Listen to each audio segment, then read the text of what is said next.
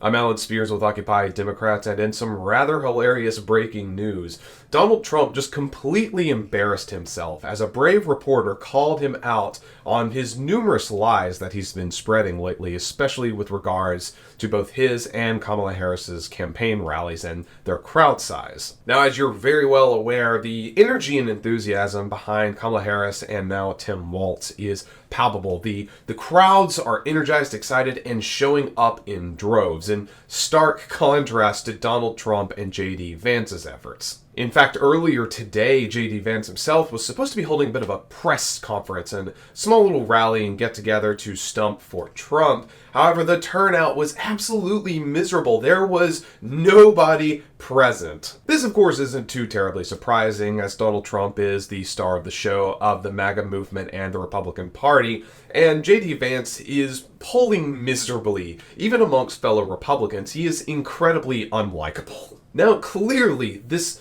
unlikability of his running mate and his dramatically falling polling numbers has Donald Trump on edge. It's very clear he is starting to lose what little composure he previously had. The same played out arguments that Trump used against Biden has just been reworked into attacks against Harris. There's truly very little difference in the method in which Donald Trump attacks President Biden and which he attacks Kamala Harris. It absolutely reeks of desperation, and is clear that due to Kamala Harris's incredibly successful career and very clean, scandal-free life, that there's really nothing to latch onto. There's no mud really worth slinging. And it certainly doesn't help Trump or his campaign with the fact that the economy is doing better than it ever has. In fact, we reached a record high earlier today as the Dow Jones surpassed 40,000. That, combined with the fact that inflation continues to drop, thanks mostly in part to President Biden and congressional Democrats for passing the Inflation Reduction Act, well, that doesn't really fit well into Trump's narrative of the U.S. being in shambles. It would seem that Trump's doom and gloom and rather pessimistic outlook about the country and its future are starting to get tiresome, and the voters are starting to reject it. And I believe that this is proven case in point by the fact of so many people showing up to the Harris-Walz rallies, and that is just clearly aggravating the hell out of Donald Trump, which of course brings us back into our breaking story today. Now, over the past week, Trump has been constantly complaining, saying that Harris's crowd sizes were only around 1,000 or 1,500, or saying that the images or the videos that we've seen online, especially from Eau Claire, Wisconsin, well, those are made up. That's fake. And of course, you and I both know that that is a lie. The videos, the photos that we've seen of the thousands of people showing up in Eau Claire, Wisconsin, as well as Detroit and many other locations that Harris and Walz have visited, those are authentic. The people are showing up for the Democrats. And of course, when pushed on this issue, when we've seen the video and photo evidence of people showing up in droves for Harris and Walz and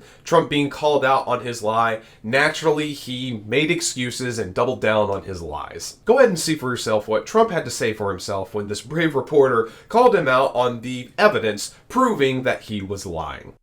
And you said Harris's crowd sizes were AI and that there weren't people there. There's all kinds of video evidence and people who were there who have proven that false. Can you tell us about why you made that claim? Well, I can't say what was there, who was there. I can only tell you about ours. We have the biggest crowds ever in the history of politics. We have crowds that nobody's ever seen before, and we continue to have that. We have a level of enthusiasm that nobody's seen before. They want to make America great again. That's what's happening. We're going to make it great again. Right now, we have a failing nation. We're in a failing nation, and become in many ways a third world nation.